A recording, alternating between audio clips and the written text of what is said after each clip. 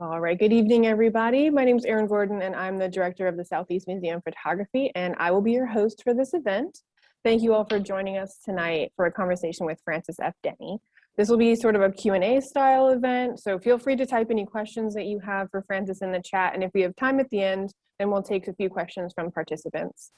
Just a bit of background before we begin. Frances is an artist and photographer whose work investigates female identities. She's based in New York City and is represented by Clamp Art. Her work has appeared in the New York Times, Vanity Fair, and the New Yorker, among many others. She has published 2 monographs, the second of which forms the basis of Major Arcana, which is on display at the Southeast Museum of Photography right now here in Daytona Beach. And she has graciously agreed to speak with us about this series. So let's jump right in. First off, Frances, can you tell us about what your inspirations were for this series and this body of work? How did it begin? What drew you to choose this subject matter? Absolutely. Can you hear me all right, first of all? Yes. Okay, great. Well, thank you so much, Erin, for having us. And thank you all for joining Erin and I. So I guess I'll take a step back first and sort of talk about my work in general. As Erin mentioned, my work has looked at the formation of female identity and selfhood for many years now, and the various sort of factors that impact that development, whether it's from family, culture, or historical influences.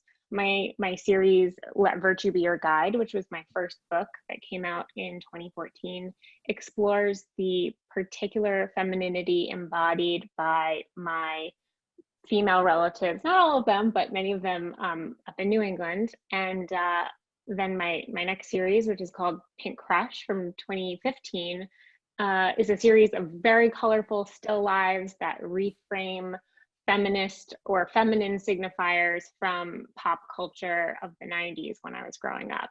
My newest book and exhibition, Major Arcana, Portraits of Witches in America, is made up of documentary style environmental portraits, as well as texts from individuals around the country who identify as witches in many various capacities, as you'll see. So the way I approach shooting a series of pictures sort of changes depending on the project.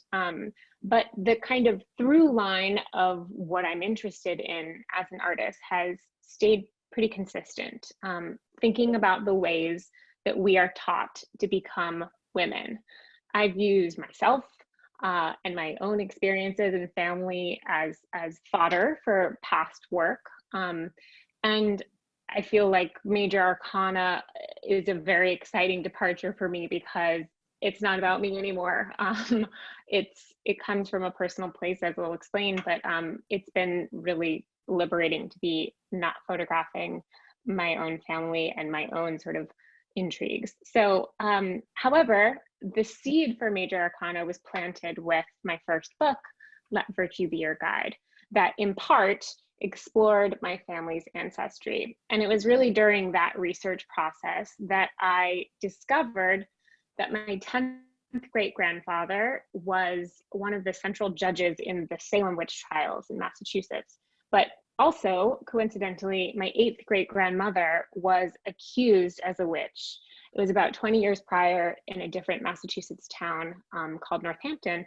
But that coincidence really stuck with me. That project came and went, the book came out, but that ancestral coincidence of being descended from both oppressor and oppressed was not something I could resolve easily for myself.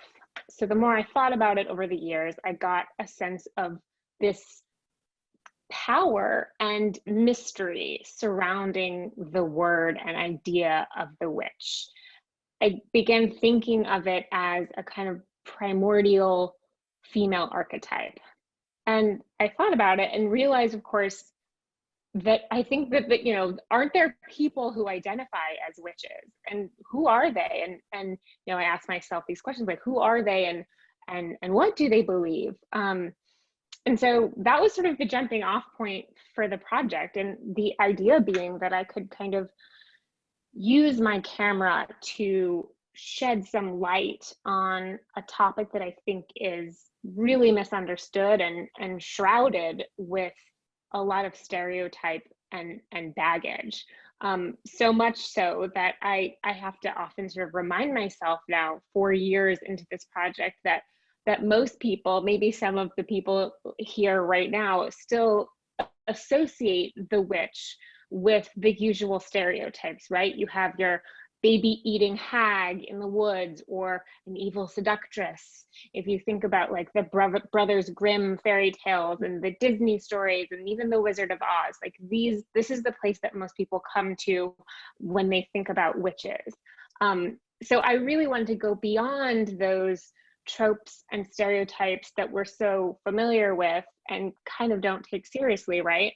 And really delve into what the world of modern witchcraft is, and insist with my pictures that witches are real and important and worth your consideration. That is fascinating. There's a lot of things you touched on that I will circle back to. But first, I want to focus on the title, Major Arcana. Can you describe how you chose that and what that significance is? Thank you for asking about this. So the title, Major Arcana, refers to the 22 central cards in a tarot deck. So for those of you who aren't familiar, tarot refers to an occult practice of using a deck of, I think it's 78 pictorial cards that you use in these what are called spreads. So it's a divination tool, otherwise known kind of as fortune telling, but nobody really calls it fortune telling anymore. And the practice of tarot actually dates back to the mid 15th century in Europe. Nowadays, you can find many, many iterations and interpretations of tarot decks and tarot readers for that matter.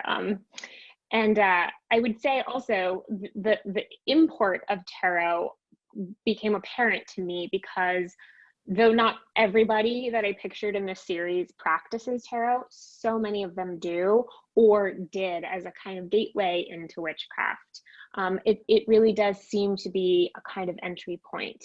Also the cards in a tarot deck are very visually rich with symbols and signifiers. And the Major Arcana section of the deck is meant to sort of represent, each card represents a big life theme or archetype.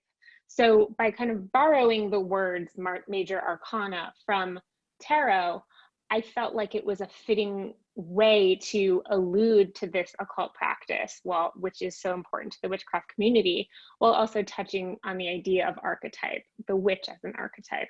I also just liked how the words Major Arcana sound. They sounded kind of grand and important. And as you now know, I was very keen on giving this subject matter serious consideration. It definitely does kind of fully encompass the series, I think. I like that you pointed out that the tarot is a gateway into a lot of modern witchcraft, because I think a lot of people that will read tarot or will use the tarot cards or a deck of tarot cards may not consider themselves witches, or not think of what they're doing as really witchcraft. But that it reminded me, I was just at the Dolly Museum in St. Pete, and they have a Dolly themed tarot card deck.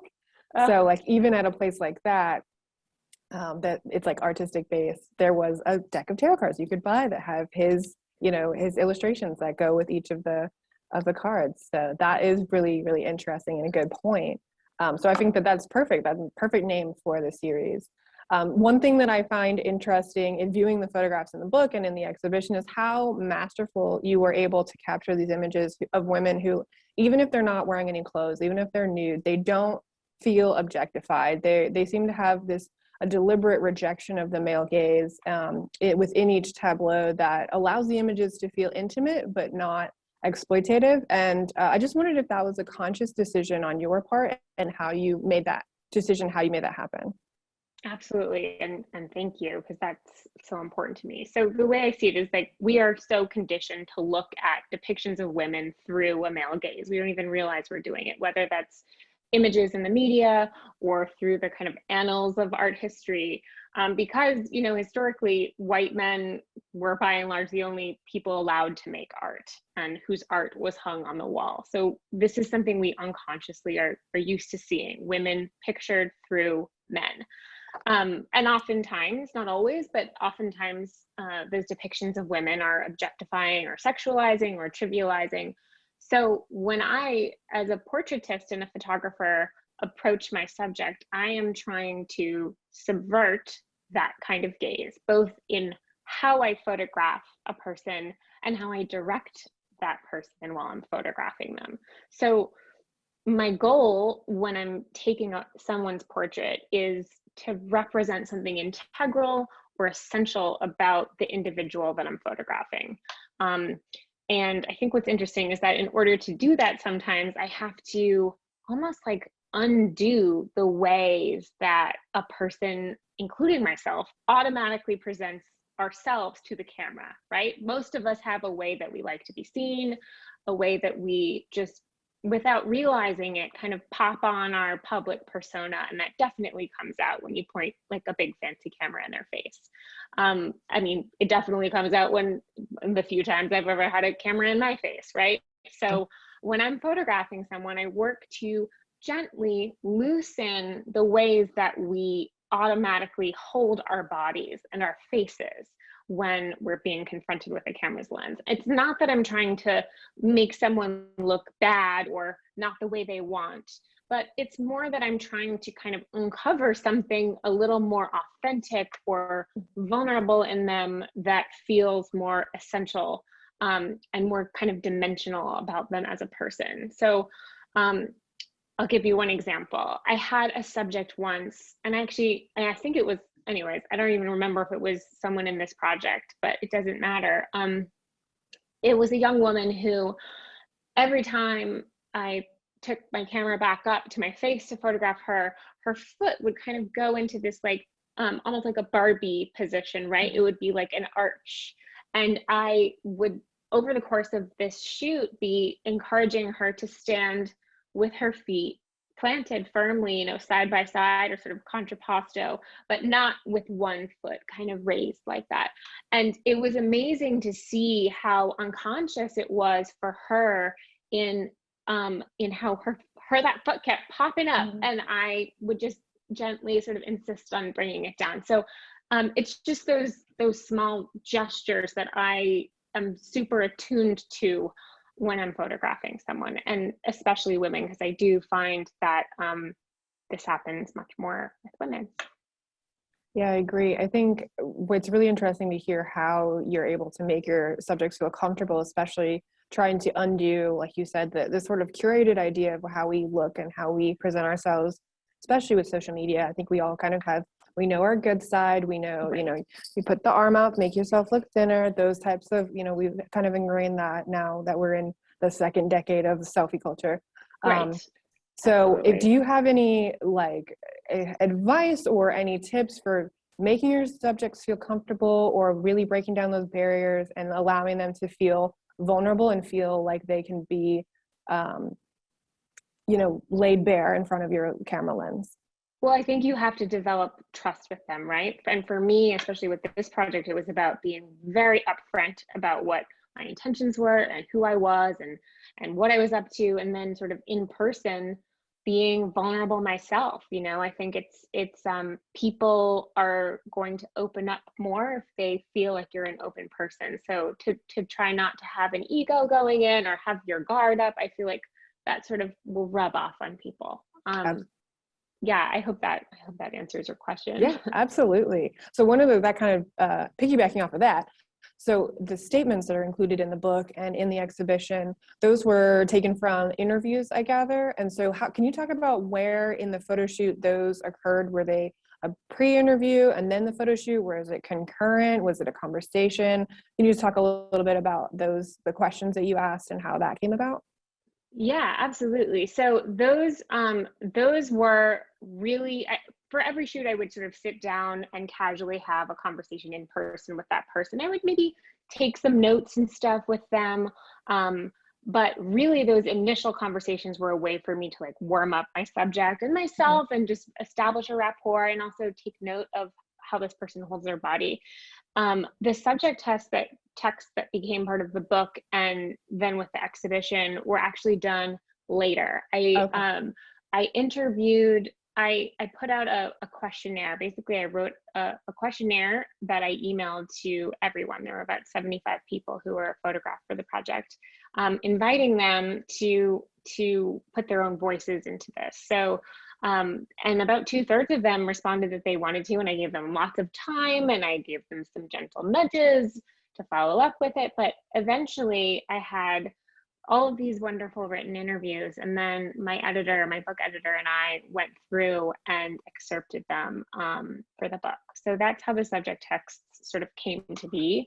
And those initial conversations during the photo shoots were also important because it gave me clues about, you know, what things I would want to follow up about or ask more about, paths to lead people down. That makes sense. Yeah, that's really great. I love the combination of image and text and how the statements really help give some context to the sitters and the subjects, and also just like the wide range of responses, I think is what is so interesting. So it was important to me when we were putting this exhibition together that we include the statements, because I think those are just as strong as the images themselves. So yeah. So jumping back a little bit, can you describe how you found your subject? How did you get in contact with them? And how did you approach them about participating in this project? Yeah, so as I mentioned, I was a total outsider to this world. I didn't really know anything about it, so I really needed to start with research. There isn't an easy sort of centralized way to school oneself about witchcraft. And so I started by reading books. I can chat the titles of the books that were really important to me. One of them was Margot Adler's book, Drawing Down the Moon, that helped me just get the lay of the land of the witchcraft community, which is actually made up of, it's so diverse, you can hardly even call it a community. And then after the kind of initial research phase, I wrote a kind of preliminary artist statement, which I formed as like a letter. It was a one-page, very brief letter talking about who I was and what my intentions were, and it was what I used to reach out to people, to invite them to be a part of this project. Initially, it was absolutely terrifying sending this letter to people because I didn't want to offend anyone. I didn't know if being called a witch was going to be, you know, really uncomfortable for people. I found that, by the way, it never was. But once I started, and so I started with people that I knew and had like a hunch about. And then they would introduce me to other people. And once I had photographed around 10 or 12 people, it just took off because everybody I photographed would recommend me to someone else or someone in their coven or someone they had studied something with. And so then it ended up just being very easy to meet people. I also did some scouting on Instagram and also at witchcraft festivals in New York and at like occult bookshops.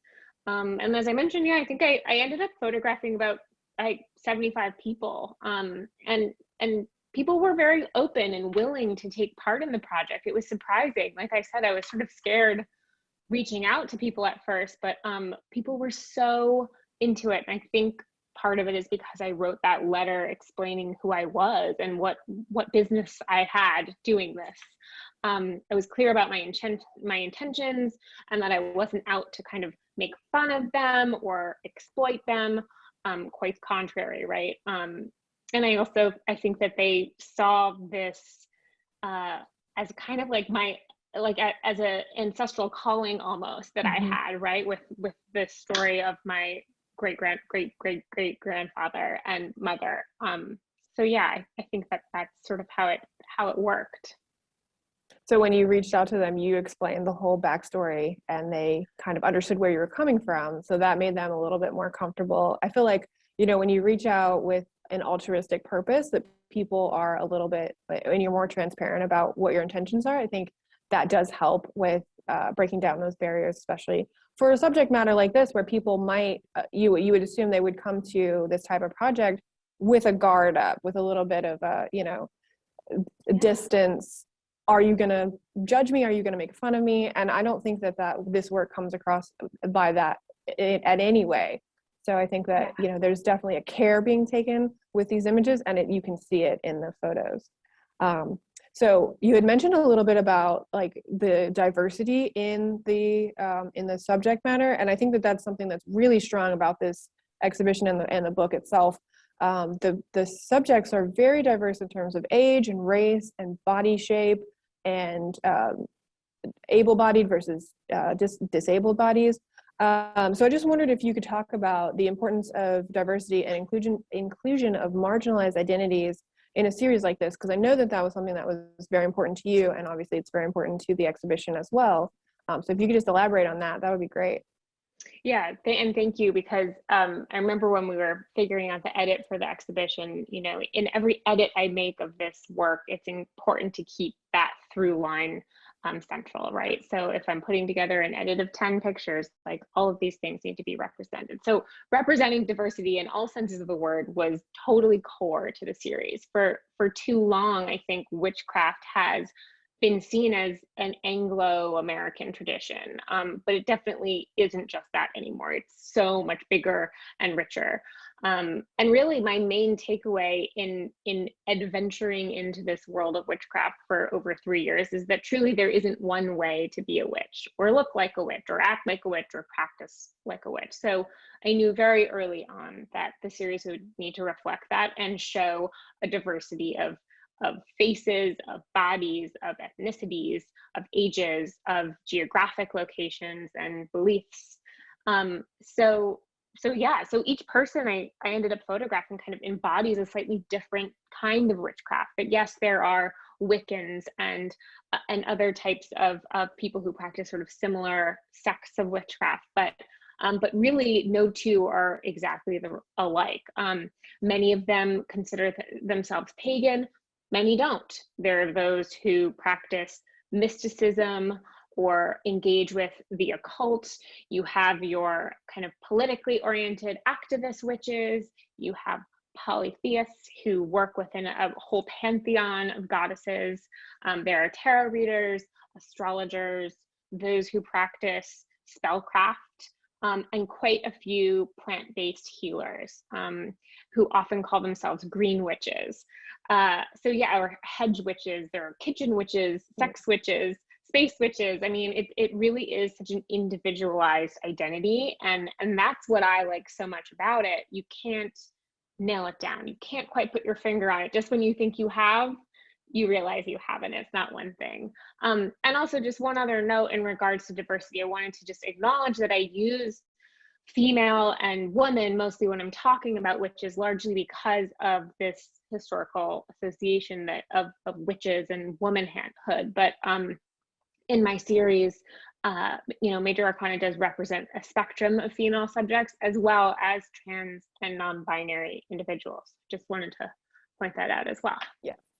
Well, one thing I think that this series does very well is, you know, there's 75 or so images in the book, and it just seems like every page is a new, you know, swath of witchcraft or folks practicing witchcraft or calling themselves witches and whatever iteration that is. But it really does feel like this is, I think in the book you had mentioned, you had compared it to like a quilt where things have been patched together and some things overlap. And it really does feel like there's 75 portraits and there's 75 different ways of each person interpreting that for themselves. So it's definitely not a monolith in any way. So I think that is one of the strengths of this series. So in speaking of diversity and, you know, variation and stuff, there's a nice range of outdoor and interior portraits. And I wondered with the location choices, how did you go about selecting the locations? And some of them seem like they're private interiors. And so just, if you could talk about that choice within the series. Yeah, absolutely. So locations were by and large selected by the subjects themselves, as well as what they wore during the shoot. So the idea was that those decisions made by the subjects would reveal something about them and their practice of witchcraft, and also kind of give them a little bit more agency in their depiction. Many people chose to be photographed in their homes with their sacred spaces nearby. and many opted to be photographed outdoors in nature. There's one story I could tell you about one of my subjects, just to give you a sense of like how important those location and clothing decisions ended up being, especially, and I think you can see this when you're scrolling through all the images, right?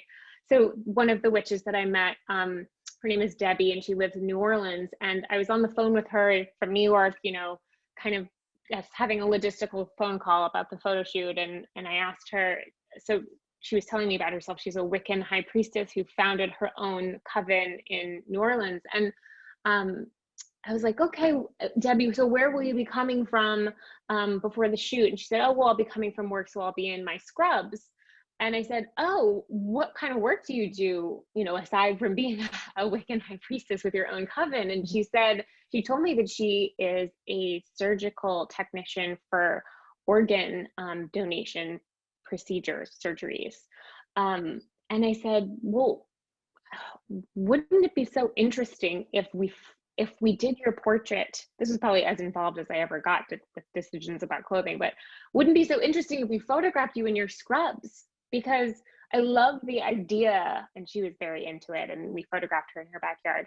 But I love the idea that you know, Joe Schmo could be walking by Debbie during her lunch break in her scrubs and like have no idea that he's walking by a Wiccan high priestess. And it doesn't matter, but it's just like, you know, not everybody is like dressing to look the part at all times, if you know what I mean. Right. Yeah, there's not, you can't identify a witch by the pointy hat. Like that's not what most witches look like. Yeah. But I thought, yeah, that one definitely stands out. So that's one of the ones that's on display. And, you know, it's interesting to see somebody who wears something identifiable like scrubs and you go, oh, they work in the medical field. And then you read their statement and you see that they use witchcraft as a spiritual way to connect with the people that they are helping to what they consider the other side with these organ transplants or whatever.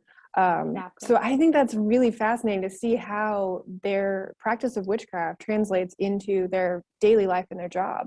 And there's, you know, it's fun to look at the statements and see, sometimes you can tell, you know, a little bit about the person based on either their name or their clothing or something. But, you know, there's a you know, person in scrubs, so they work in the medical field, but there's also a woman with a PhD in the exhibition. So it's like, you know, it really does show, and it proves that the witchcraft like really does run the gamut between all sorts of people. And there isn't just one stereotype of what a witch is. It's not, you know, this broom riding, pointy hat wearing, you know, it can be your you know, medical technician or something.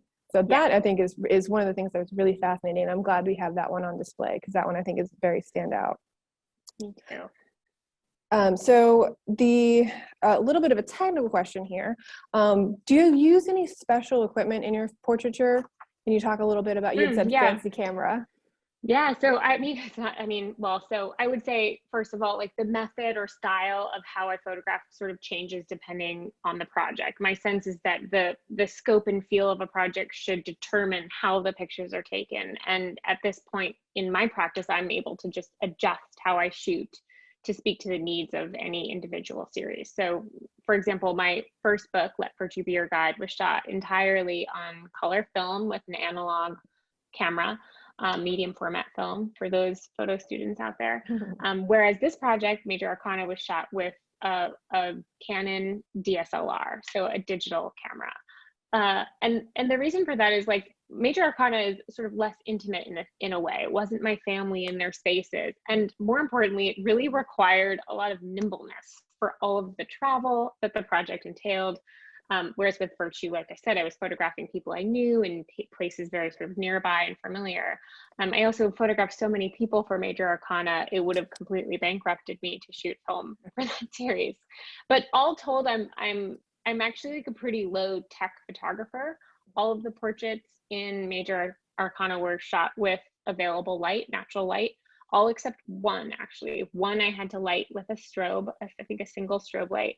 And that was because it was shot in a literal dungeon with no windows. So, I think I know which one that is. Yeah, I think you probably do. So yeah, I use a Canon 5D Mark IV and two different lenses, either a fixed 85 or a fixed 50 millimeter lens. Sometimes I have a white reflector that I use, but often, I mean, for all of these portraits, I was alone with the subject. So I didn't have an assistant to hold a reflector. It was just me and them. I think that's really important to note, that you are doing these things by yourself, so that it's not, you don't have sorry, I'm gonna start the video over. Sorry about that. Yeah, so doing these things by yourself, I think, allows there to be a little bit more intimacy and trust with the photographer and the subject, so that they don't feel like they're being on display so much. And you can really have that kind of intimate, almost conversation, but surrounding a photograph, surrounding a camera. Yep. So I wondered if you had were there any other special considerations to think about when planning and creating a series like this that maybe we haven't talked about so much? Yeah, I mean, I guess I would say for me, it always just comes down to intention. And my intention for the series is that viewers would come away with a greater understanding and appreciation for people who identify as witches in all these capacities. And I want my subjects to be taken seriously. And that's why I've worked so hard to depict them with respect and dignity, I think. But I also hope that this series leaves a little bit of mystery around the subject, right? I think there's power in that mystery that's left there. I don't see the book as some sort of like big definition of modern witchcraft. Hopefully it's, you know, people see it as more of like a portal into this world, or like a source of inspiration. Definitely. I can definitely see this as like volume 1 of however many, it's definitely, there's room for it to grow and evolve for sure. So the exhibition, if we want to talk a little bit about, for keeping in with the technical questions a little bit. So the images in the exhibition, they're framed in this like really beautiful, warm, dark wood, and they're framed edge to edge. So there's no borders. They're literally just the images. They're very simple. So I wondered if you could talk about, go into detail about that choice of display method. Yeah, sure. So for previous shows of other series, I've often used just a plain white gallery frame. But for this series, I felt like it needed a kind of earthier tone to the frame that would be reflective of the subject matter. So, you know, and as you saw, many of the subjects asked to be photographed outside, and I really liked how the brown wooden frame kind of played against a lot of the green in the imagery. And I also think that wood still had a kind of classic enough look to not be distracting. And I also thought it worked really well with the interior shots as well. I needed something that would bind the show together, and support it without being distracting. And then I framed them edge to edge without a mat, because it just felt a little fresher and a little less traditional, and just a little punchier. Yeah, I think it definitely has a very contemporary look, but still has, because it's wood and it's like that nice warm brown, it brings in that natural element that I think, like you said, really ties everything together very beautifully. So keeping in the topic of presentation, I wondered if you could talk a little bit about the cover of the book, which if y'all have not seen it, the cover is this deep charcoal gray linen, and then the title is this embossed holographic, and we've recreated the cover with the title wall, which is it's a little bit hard to see on the screen here, but it looks gorgeous in person. I promise you, it is a showstopper. Take your selfies in front of this wall. But I just wondered, I know that it was this design decision was very important to you. So I wondered if you could tell our viewers a little bit about that decision. Yeah, absolutely. I mean, of course, I have a copy right here to show you, but it was I'll start with the cover. It was a very collaborative effort with my publisher's design team. I knew that I wanted to have it be really simple, really clean, and avoid having any kind of like cutesy witchy tropes or witchy stuff on the cover, like mini broomsticks. I see that sometimes, or like astrological things, or any like super gothic looking typefaces. I wanted it to just feel open-ended and to appeal to a wide audience, but more importantly, to avoid like using the same stereotypes that I've been trying to move past with the series, right? So in order to do that, I don't know if you can see this, just like right here with But in order to do that, I knew I wanted to do a cloth bound cover and use like a sans serif typeface for the cover text. And I didn't want a photograph on the cover, which is a weird thing to do for a photo book. But my feeling about that was because one of the central themes of the book is that a witch is not one thing and cannot be defined in one way. It felt like choosing one portrait to represent the whole series just didn't make any sense. So we landed on the gray cover cloth because the gray kind of alludes for me to this idea that, you know, witchcraft is this murky, misunderstood topic. It's a gray space, like a gray area. And then we had so much fun choosing this like iridescent foil stamp for the title, which like in direct sunlight is really sparkly and beautiful and like this rainbow almost. And that iridescence really is this spectrum of colors, and for me felt sort of reflective of the book being a spectrum of people and beliefs. So yeah, all of those design decisions were made really intentionally, and with the content and message of the book in mind, and the design team was amazing in implementing them. Yeah, I definitely think it does a really great job of encompassing all the things you're trying to talk about. The cover, without having a photo on it, it does kind of feel a little bit more traditional, but then the typeface is very modern, very contemporary. So it does kind of play that line. And we had the same kind of conversation around putting an image on the poster about like, well, which image do you choose, right, you know, to represent this whole exhibition? So we actually, you know, had those same conversations as well. If you don't want it to be to seem like, well, this is the quote unquote definitive witch in a show that's supposed to be about a spectrum and a range of images and people. Exactly. So, that. Yeah, so I wondered if you could talk a little bit about like the process of getting your work published in a book and how that came about, because I think a lot of our photo students might be interested in hearing about that too.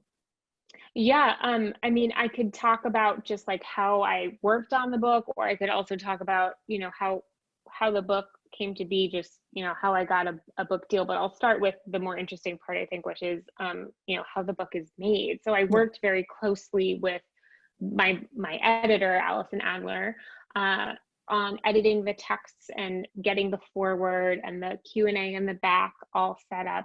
But Allison really let me do my thing with sequencing the photographs.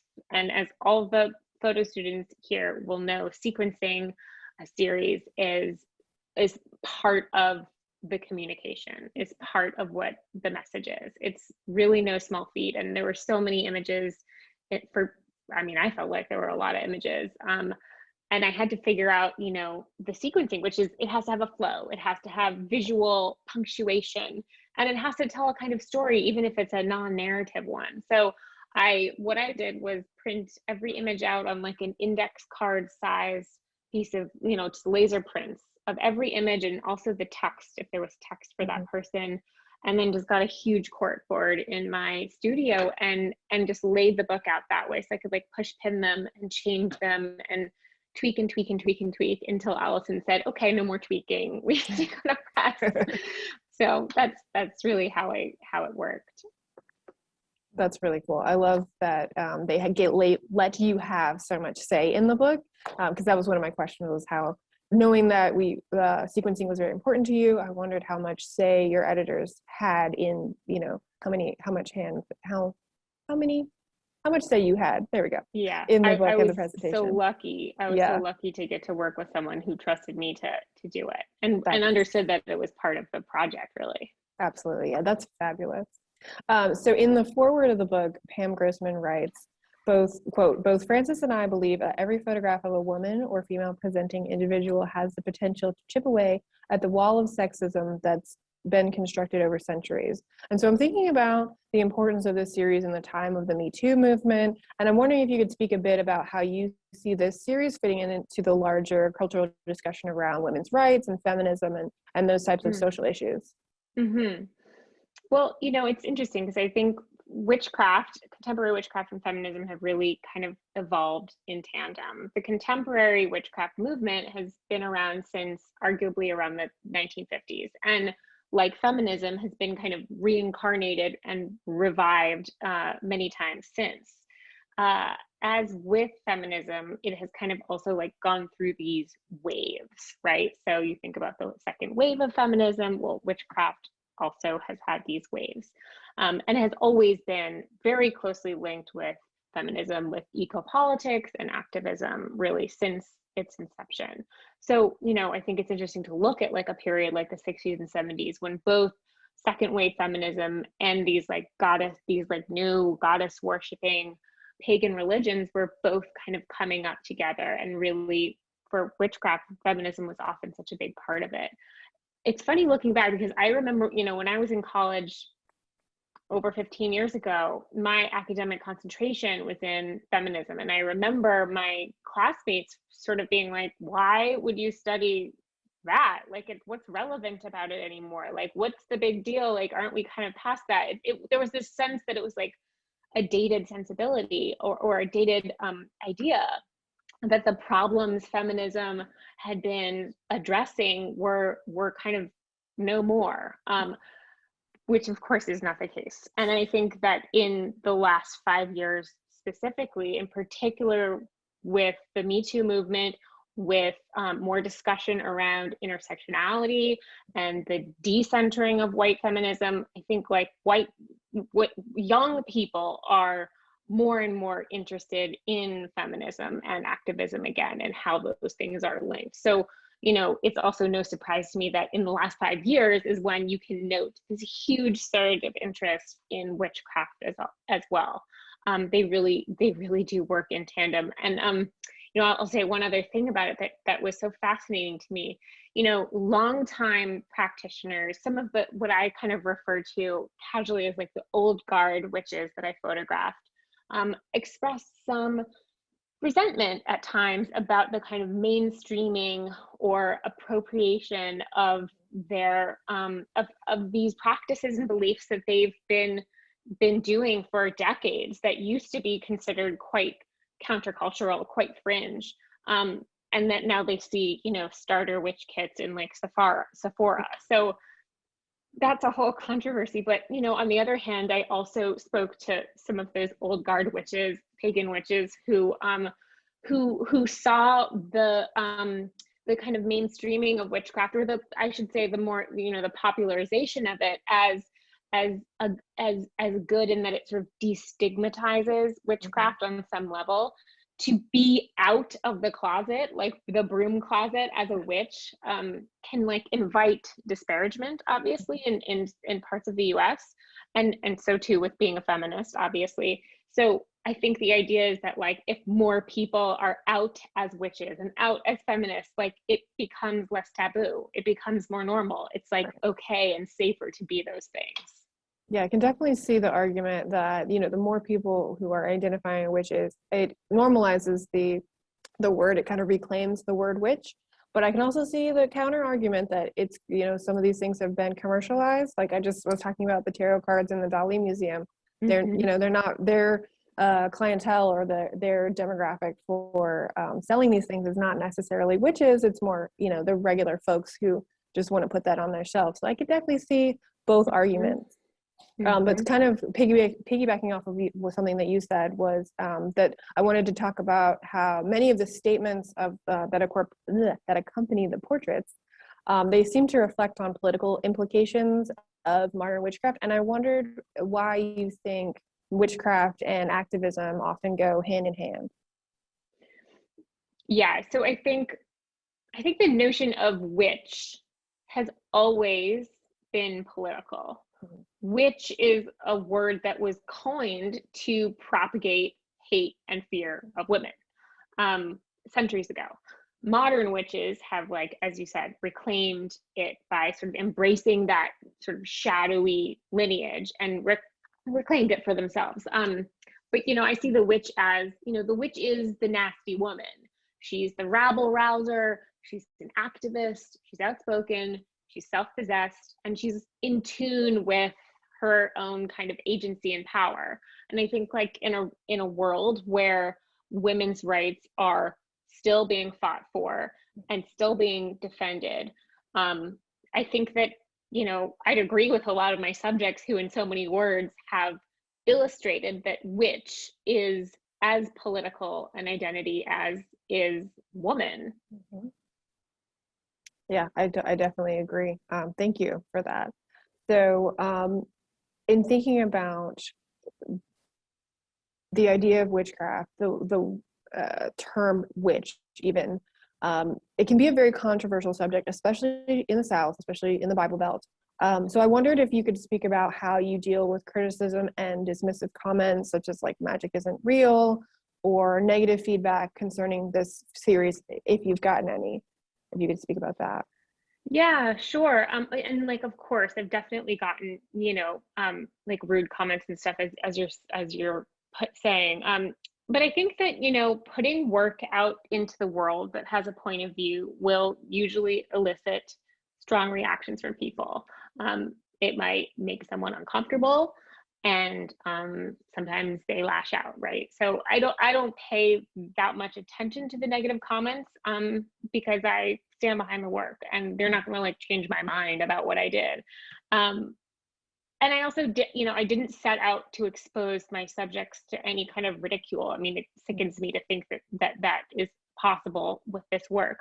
But like, even if witches have been like dealing with trolls like for centuries, right?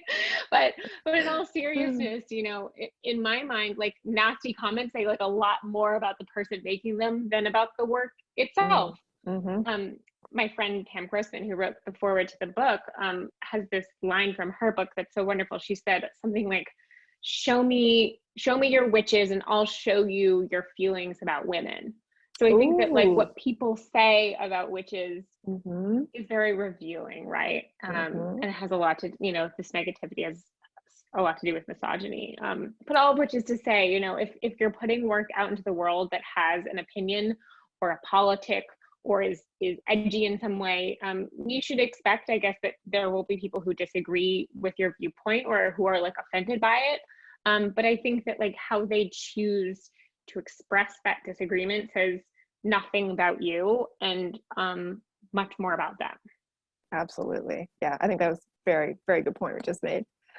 So for many of these women that are in the book and in the exhibition, being a witch is less about like casting magic spells and more about either communing with nature or connecting with the world on an empathic and spiritual level. And I think Deborah Claire Bagg sums this up nicely in the book where she says, quote, to be a witch is to be a woman who's embodied, to be a witch is to be a woman who is embodied in practices that are both mystical but also very real and human. I feel like a witch in the way that I care about human rights and nature and feel the fury and burn at injustice and cruelty. I feel like a witch in the depth of my heart and my deepest intuition. I just think that that's a fantastic quote. But I wondered if you could speak about how working on this project has changed your perspective on the culture of witchcraft and witches in general. Sure. Yeah. I mean, obviously it's definitely, it's given me a more nuanced understanding, but, to be honest, when I first was like researching this idea of witchcraft, I was a little bit skeptical about one thing in particular, really, about this idea of magic, of it like a magical practice. I didn't really know what that meant. It was the part where I was like, magic? Really? Like, what does that mean? And it finally clicked for me when I read a book that so many of the people I interviewed recommended called The Spiral Dance by Starhawk, who I was able to photograph for the book and for the show. So and in her book, The Spiral Dance, she writes, and this just totally changed how I saw it. She writes that magic is the art of changing consciousness at will. Mm-hmm. And that definition really hit home for me because it didn't have this like bippity boppity boo, hocus pocus kind of like sensibility. It sounded quite familiar. You hear about people talking about like meditation or psychotropic drugs or even the practice of other sort of mainstream religions as a way of changing consciousness, right? There's self-help that's about this, right? So it didn't, in that sense, like it didn't sound so far-fetched. It's really just a name for something that's familiar to me. Anyway, that helped me sort of make the mental leap into thinking about magic and witchcraft in terms that I could understand. And then, I sort of developed this sense, people ask me like, well, okay, after doing this project, like, well, what is witchcraft? And I've said so many times, like, it's not one thing, right? But I think at its very essence, witchcraft is about the cultivation of an inner power. It's about being in tune with yourself and with the earth. And it's a means of finding alternative systems for processing energies, like internal energies or external energies. I'll also say, like, there was a moment last summer when I had to kind of wrestle with myself with the idea of, like, how can I reconcile taking up space in this moment, talking about, like, my project, my book, my show. And I think, like, in a time, it was hard to imagine, like, oh God, like, I have to, like, promote this, I was like, I don't want to take up any space. And so I thought really deeply about the work. And I do think that in a time when many of us feel really powerless, I'll speak from experience, in the face of a global pandemic and so much necessary political unrest, I think that a book about people who have found tools to navigate life with more awareness and wisdom is worth talking about. I absolutely agree, 100%. That's amazing. So I don't want to move forward from that statement too much, because I think that's really, really important. But I just wondered if you could talk a little bit about how the pandemic, COVID-19 pandemic, how has that impacted your work? Have you had to adapt your working method due to restrictions and social distancing? Have you taken time off from photographing? Yeah, it's been so hard, and I've done far fewer portraits this last year than prior, and so it's impacted everything so much. It's impossible to get close to people, especially, like, being indoors, and I live in the Northeast, so it's cold in the winter. So I haven't taken that many portraits as a result, and I miss it. I know many photographers who have gotten very creative with, like, shooting over Zoom. I personally have not been moved to do that. But I think that the light is there, where we're getting to a place where we'll be able to do that again soon. And I have a studio still life concept, like, in the works, and some commercial assignments, and so things are heating back up, thank goodness. Some writing projects, so I'm staying busy, but I do really miss photographing people, and I can't wait to get back to it. Yeah, it's really hard. So I'm glad that things are picking up again. You did mention still lines, and that reminded me of a question that I accidentally skipped over, but I wondered if, so we have these sprinkled in amongst the portraits, the variety of still lives that are like little tableaus, close-ups of tarot cards and crystals, or there's one of a cabinet with feathers and animal bones. And I just wondered if you could discuss the significance of including the images of objects in amongst the portraits, and how they augment the portraits as objects that are used in the practice of witchcraft. Sure, yeah. So the still lives I see functioning in two main ways. Like, first, they give the viewer additional information, but in a way that doesn't feel too didactic. They're still, like, a little mysterious, even for me. But they do offer, like, closer up details that I came upon during these shoots and in these places that I ventured with my subjects. So I think it gives a little bit more dimension to the project on the whole. And then I would say the second function of the still lives is that they offer a visual break. When you're looking at the images in a sequence, whether it's on the wall or in a book, they help break up what would otherwise be just like portrait, portrait, portrait, portrait, portrait. And so that's also why I printed them smaller than the portraits for the exhibitions. They don't get as much visual weight, but they're there just to give your eye something to look at that's a little bit different and give you a little bit of a break. I do love that in a book and an exhibition that's called Portraits of Witches in America, when you have these images that don't have people in them, it really makes you question the idea of what is a portrait. Like, what can I learn from this still life without there being a human body in it? So I just really liked that those were included as well. Do you have any plans to continue this series? How do you see this work evolving? Are we going to see a volume 2, or are you kind of Gonna close the don't chapter. know. Yeah. I think that like to do a volume two, it would need to say something new. I have Mhm. so many amazing people who have reached out who really want to be in a volume two or who I can see in a volume two, but I do think it like needs to say something different. So I'm still thinking that one through. Mhm.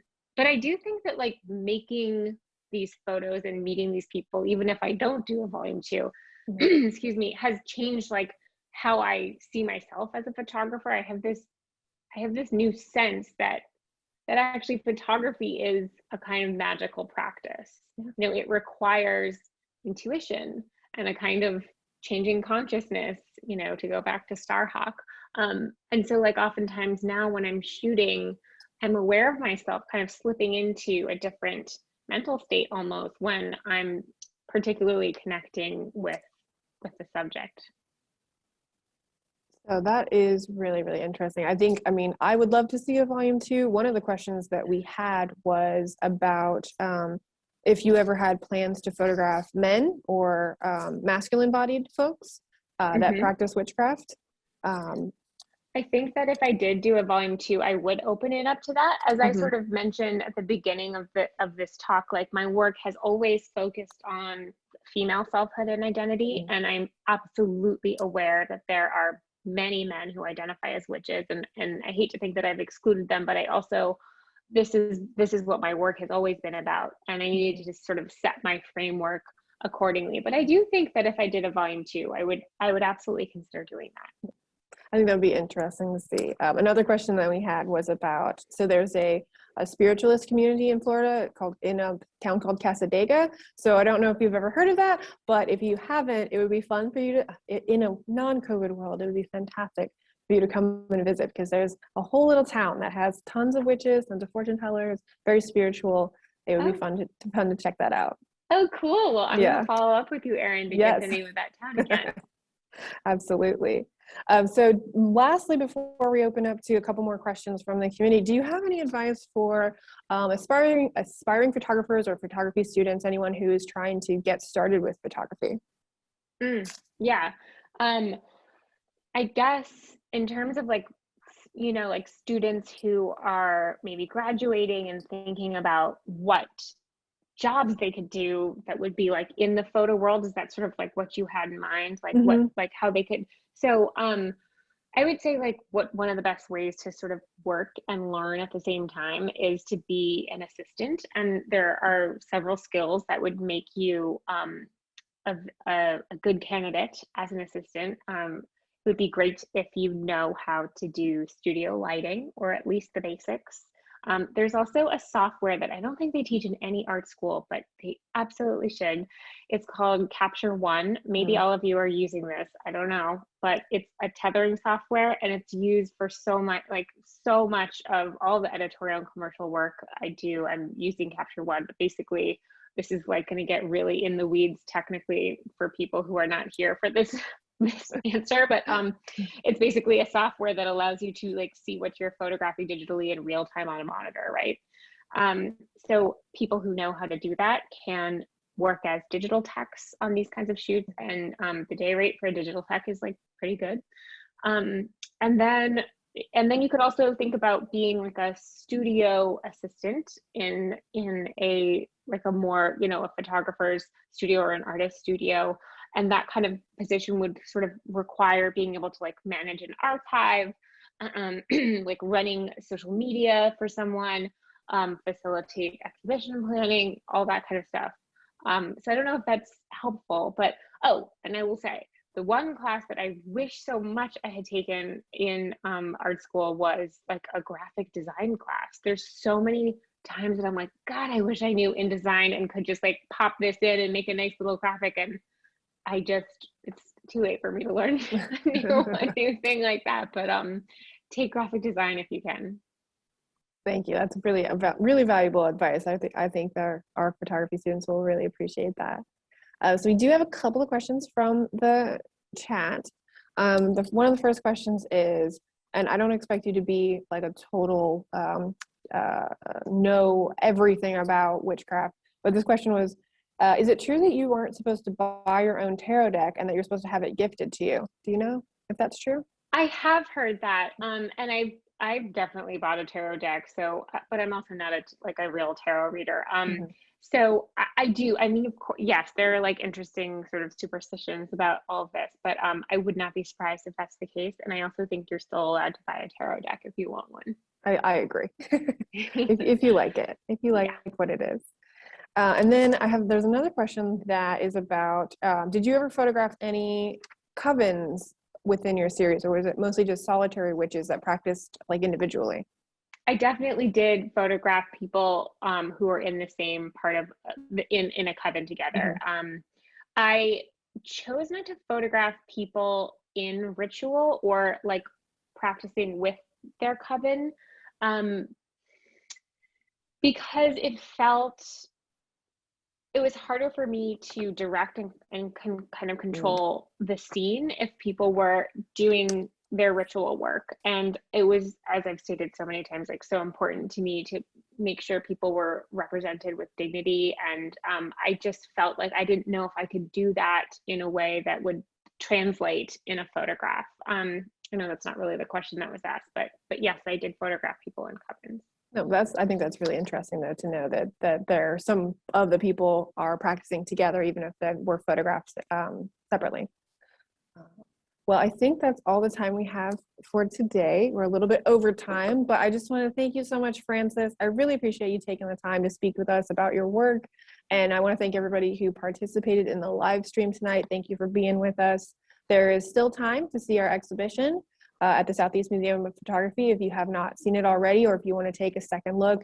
It's a beautiful show, and I highly encourage you to visit it in person if you can. The show will be up until April 17th, and hours and information are available on our website. And we still have some of the major Arcana books available in our gift shop. So be sure to check those out on your visit when you stop on by. And yeah, that about concludes our event tonight. So thank you, everybody, and have a great evening. Thank you all so much for coming. I so appreciate it. Email me if you have any questions or follow me on Instagram at Frances F. Denny if you want to stay in touch. Absolutely. Thank you so much. Thank you, Erin. All right. Bye-bye. Bye.